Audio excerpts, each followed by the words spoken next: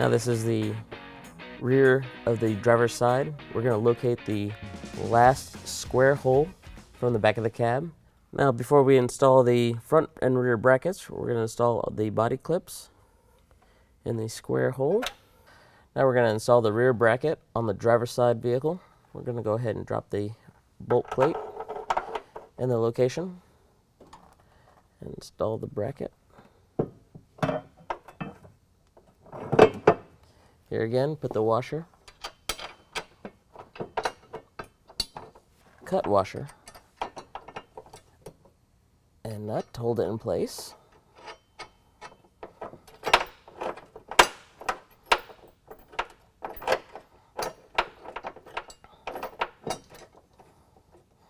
I'm going to go ahead and install the bolt, cut washer, and washer on the front of the bracket.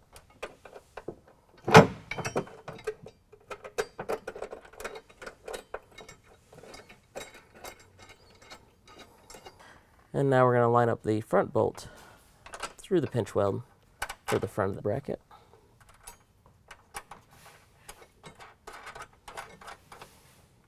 This is going to be the front bracket.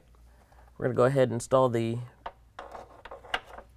bolt plate inside the front hole. We're going to go ahead and line the bracket. Once we have it lined up, we're going to go ahead and put the supplied washer, supplied cut washer, and nut. Right at this time, we're just going to have it so it's finger tight.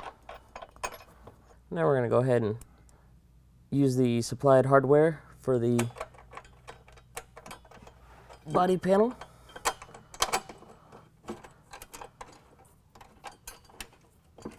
Here again, just put it in finger tight. So we're going to install the bolt for the pinch weld. We're going to put a washer and a cut washer and the supplied nut. And we're going to do the same thing for the one up in the front center. Now we're actually going to mount the bar. We've already removed the rubber caps. We're going to line this up.